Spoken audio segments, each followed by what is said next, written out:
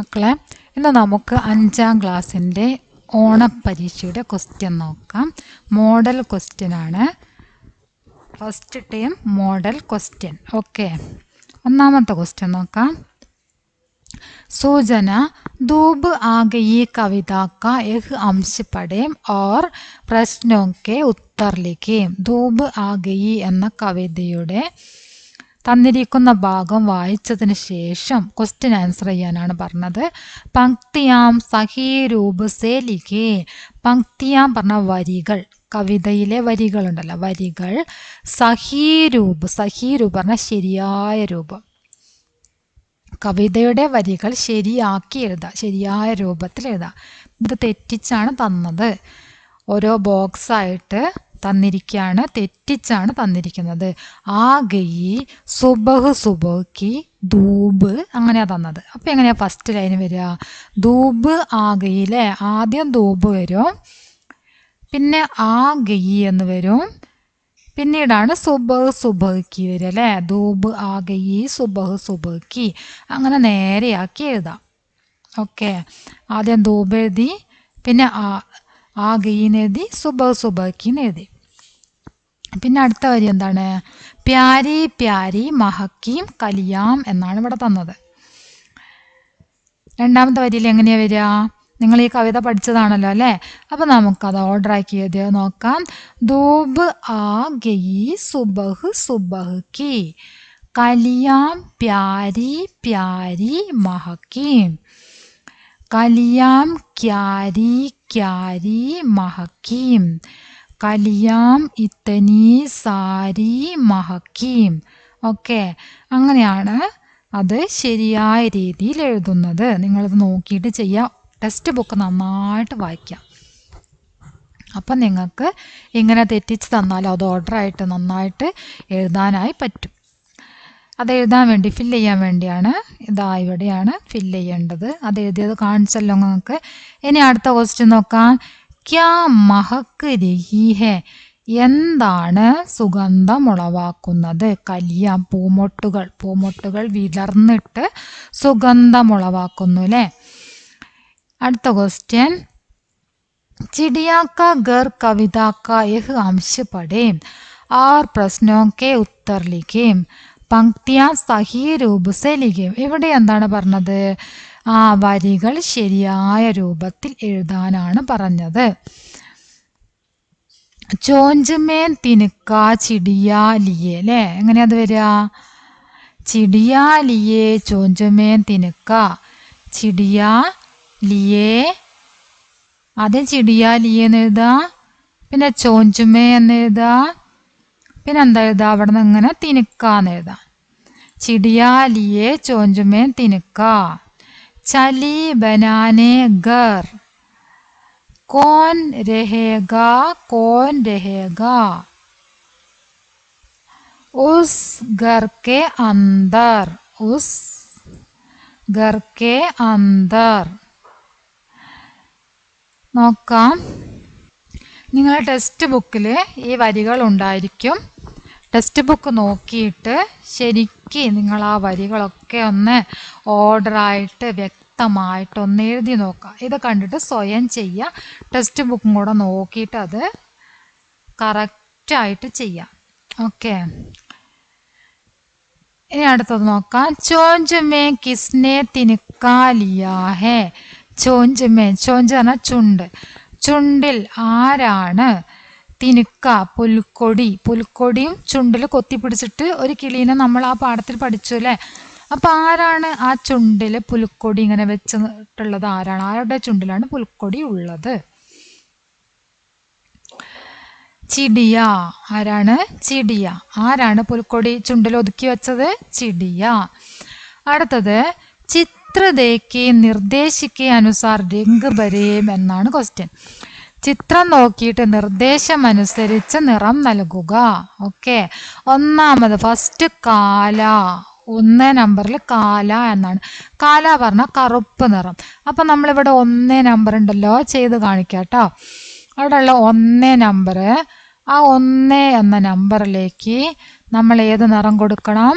കറുപ്പ് നിറം കൊടുക്കണം. ഒന്നാണ്ടോ ഇതിൽ ഫുള്ള് നമ്മൾ ഏത് നിറമാണ് കൊടുക്കേണ്ടത്? കറുത്ത നിറം കൊടുക്കുക.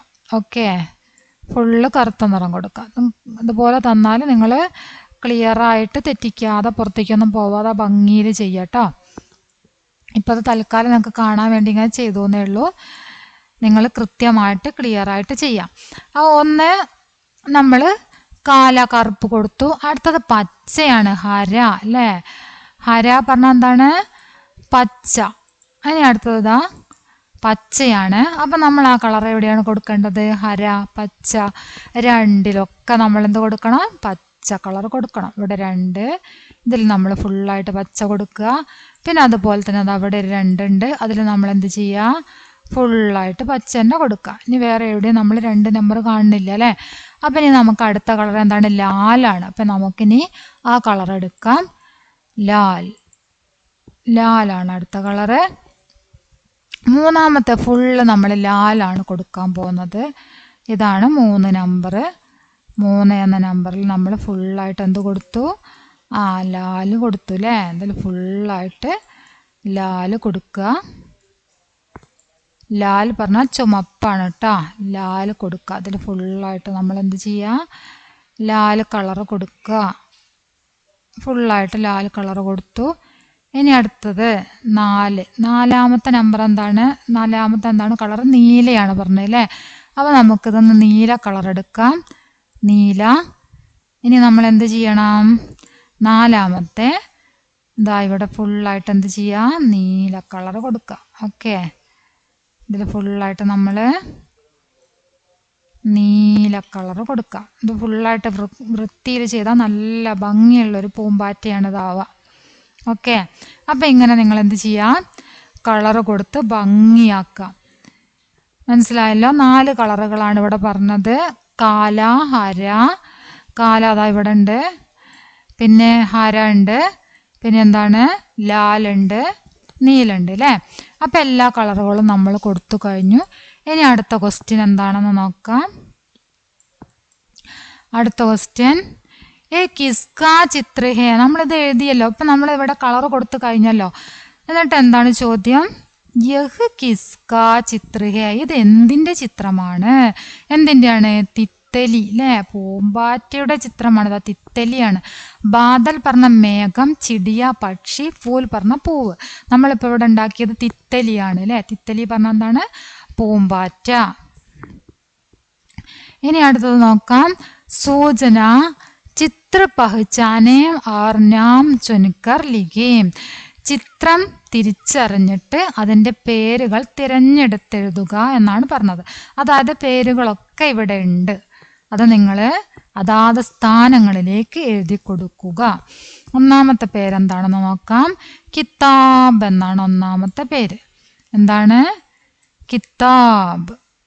ഒന്നാമത്തെ പേരെന്താ പറഞ്ഞത്? കിതാബ് എന്നാണ് ഒന്നാമത്തത് പറഞ്ഞിരിക്കുന്നത്. അപ്പൊ കിതാബ് എവിടെയാണുള്ളത്? ഇതാണ് കിതാബ്. ഓക്കെ, അപ്പോൾ ഒന്നാമത്തത് കിതാബ്. ഇത് ഇവിടേക്കാണ് എഴുതേണ്ടത്. ഇത് അവിടെ ഒരു ലൈൻ എഴുതാൻ വേണ്ടിയിട്ട് അവിടേക്കാണ് നമ്മൾ എന്ത് എഴുതേണ്ടത്? ഈ കിതാബ് എന്നത് എഴുതേണ്ടത്. അടുത്തത് പിള്ള. പിള്ള എവിടെ? ഇതാണല്ലേ പിള്ള, പട്ടിക്കുട്ടി അല്ലേ? ഇതാണ് പിള്ള. അപ്പൊ പിള്ള എന്ന് നമ്മൾ എങ്ങോട്ടേക്ക് എഴുതേണ്ടത്? ഈ ലൈനിലേക്കാണ് എഴുതേണ്ടത്. അടുത്തത് മക്കിയാണ്. മക്കി പറഞ്ഞ എന്താണ്? ഈച്ചയാണ്. ഈച്ച. ഇവിടെയാണ് നമ്മൾ മക്കി എന്ന് എഴുതേണ്ടത്. മക്കി, ഈച്ച. ചിടിയ. ചിടിയ എവിടെ? അതാ ഇവിടെ ഇരിക്കുന്നില്ലേ ചിടിയ. അപ്പോൾ നമ്മൾ ചിടിയ എന്ന് ഈ പക്ഷിയുടെ അടുത്തേക്കാണ് നമ്മൾ ചിടിയ എന്ന് എഴുതേണ്ടത്. ചിടിയ എന്ന് നമ്മൾ എവിടെ എഴുതണം? ഇവിടെയാണ് എഴുതേണ്ടത്. അടുത്തത് കലിയാണ്. കലി. കലി പറഞ്ഞ എന്താണ്? കലി പറഞ്ഞ പൂമൊട്ടാണ്. കലി പറഞ്ഞ എന്താണ്? പൂമൊട്ട്. പൂവിൻ്റെ മൊട്ടിനെയാണ് കലി എന്ന് പറയുക. ഒന്നുകൂടെ പറഞ്ഞുതരാം. ഇതെന്താണ്? ചിടിയ. എന്താണ്? ചിടിയ. ഇതോ? കലി.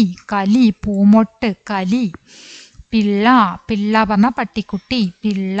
ഒന്നുകൂടെ പറയാം. ചിടിയ, കലി, പിള്ള. ചിടിയ, കലി, പിള്ള. അടുത്തത് കിതാബാണിത് അല്ലേ? കിതാബ്. കിതാബ്, മക്കി. കിതാബ്, മക്കി. ഓക്കെ, ഇതെന്താണ്? കിതാബ്. ഇത് മക്കി. മക്കി പറഞ്ഞ ഈച്ച. കിതാബ് മക്കി. അപ്പം എല്ലാ പേരും നിങ്ങൾ പഠിച്ചിട്ടുണ്ടാവും എന്ന് കരുതുന്നു. ഇനി അടുത്ത് നോക്കാം. ചിത്ര പഹ്ചാനെ और नाम चुनकर लिखें. അടുത്തതും ചിത്രം മനസ്സിലാക്കിയിട്ട് പേരെഴുതാനാണ് പറഞ്ഞത്. ഇത് വീടാണ് അല്ലേ, ഇത് പൂവാണ്, മരമാണ്, മത്സ്യമാണ്, പെൺകുട്ടിയാണ്. ഓക്കെ, അപ്പൊ നമ്മൾ വീടിന് എന്താ പറയുക? ഗർ എന്നാണ് വീടിന് പറയുന്നത്. എന്താണ്? ഗർ. ഇതാണ് വീടിന് പറയുന്നത് ഗർ. ഇനി നമുക്ക് നിറം മാറ്റിയിട്ട് ചെയ്യാം, അപ്പൊ നിങ്ങൾക്ക് ഒന്നുകൂടെ മനസ്സിലാവും. ഗർ എന്ന് പറഞ്ഞാൽ വീടാണ്. ഇനി നമുക്ക് ഫൂൽ. ഫൂൽ പറഞ്ഞാൽ എന്താണ്? ഫൂൽ പറഞ്ഞാൽ പൂവ്. ഫൂൽ പറഞ്ഞാൽ എന്താണ്? പൂവാണ് ഫൂൽ. ഇനി അടുത്തത് എന്താണ്? ലടുക്കിയാണ്. ലടുക്കി. ലടുക്കി പറഞ്ഞാൽ എന്താ? എന്താ ലടുക്കി? ലടുക്കി പറഞ്ഞാൽ പെൺകുട്ടി. ലടുക്കി പറഞ്ഞ ആരാണ്? പെൺകുട്ടിയാണ് ലടുക്കി. ലടുക്കി എന്താണ്? പെൺകുട്ടിയാണ്. ലടുക്കി എന്ന് പറയുന്നത് പെൺകുട്ടിയാണ്. അടുത്തത് മച്ചലിയാണ്. എന്താണ് മച്ചലി? മച്ചലി പറഞ്ഞാൽ മത്സ്യം. മത്സ്യമാണ് മച്ചലി. ഓക്കെ, അപ്പൊ ഇവിടെ ഒരേ ഒരു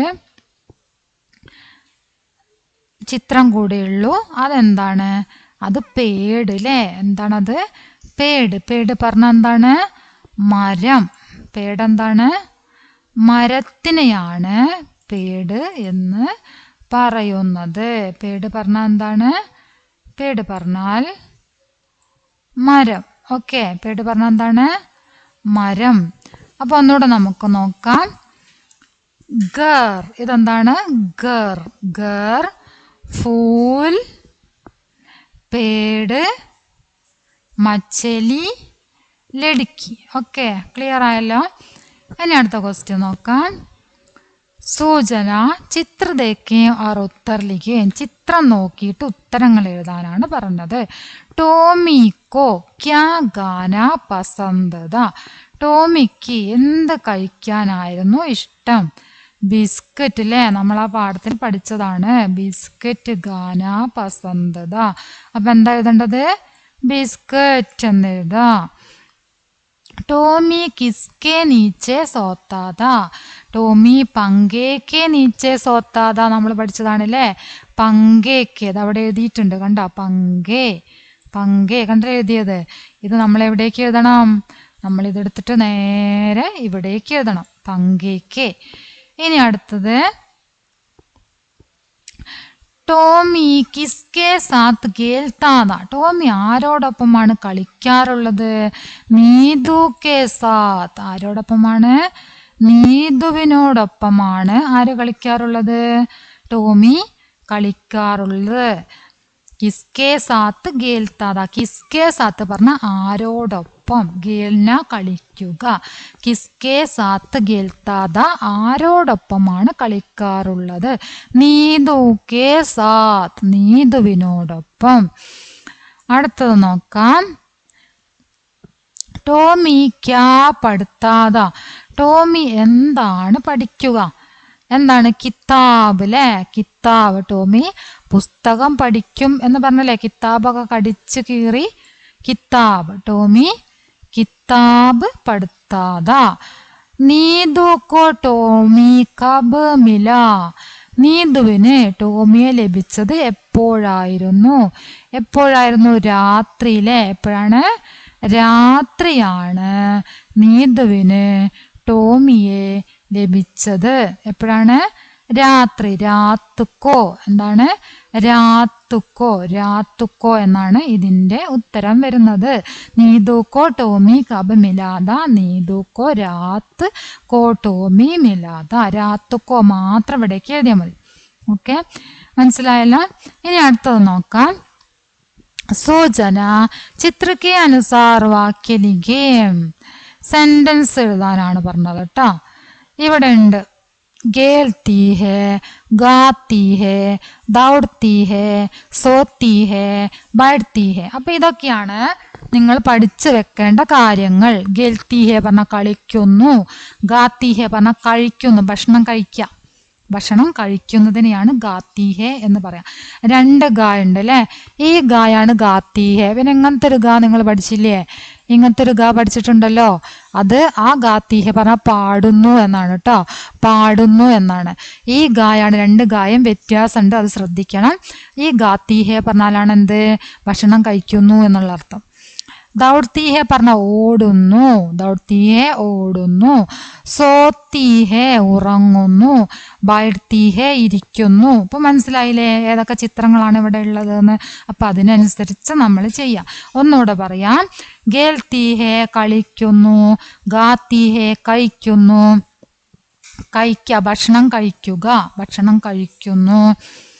ദൗഡ്ത്തി ഹെ ഓടുന്നു, സോത്തി ഹെ ഉറങ്ങുന്നു, ബൈഡ്ത്തി ഹെ ഇരിക്കുന്നു. ഓക്കെ, അപ്പൊ നമുക്ക് ഒന്നാമത്തെ പിക്ചർ എന്താണെന്ന് നോക്കാം. ഗാത്തി ഹെ എന്നാണ് അല്ലെ? ഒന്നാമത്തെ പിക്ചറിൽ ഈ കുട്ടി ഭക്ഷണം കഴിക്കുകയാണ്. അപ്പൊ കഴിക്കുന്നതിന് എന്താ പറയാ? ഗാത്തി ഹെ. എന്താണ്? ഗാത്തി ഹെ.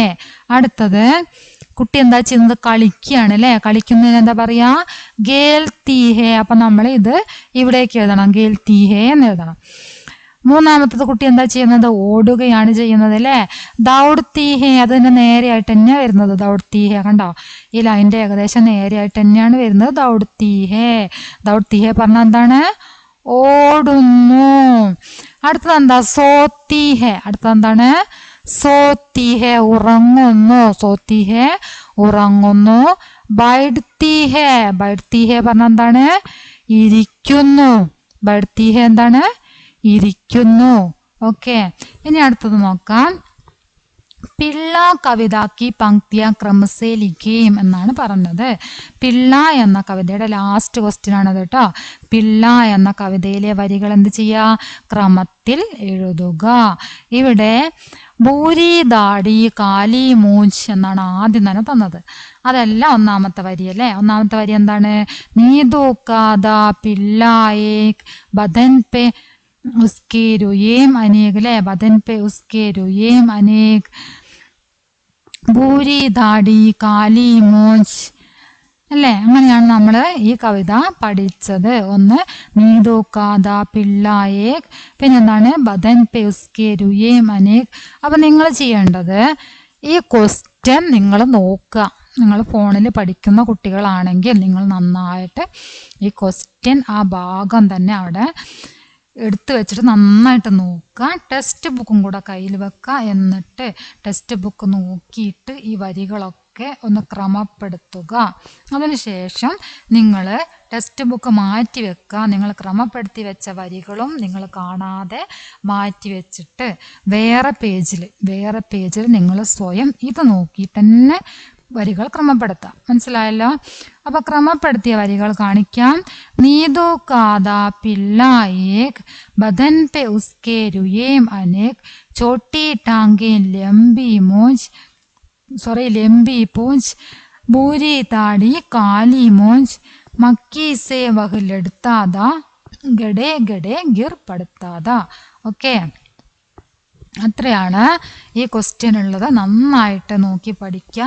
ആദ്യം മുതൽ അവസാനം വരെ നിങ്ങൾ തീർച്ചയായിട്ടും കാണണം. എങ്ങനെയാണ് ചെയ്യേണ്ടത് എന്നൊക്കെ നോക്കി പഠിക്കണം. നിർബന്ധമായിട്ടും പഠിക്കുക. നിങ്ങൾക്ക് തീർച്ചയായും ഹിന്ദിയിൽ നല്ല മാർക്ക് തന്നെ കരസ്ഥമാക്കാൻ പറ്റും. നിങ്ങളുടെ അഭിപ്രായങ്ങൾ തീർച്ചയായിട്ടും അറിയിക്കുക. ലൈക്ക് ചെയ്യുക, ഷെയർ ചെയ്യുക, എന്നെ സപ്പോർട്ട് ചെയ്യുക. ഓക്കെ.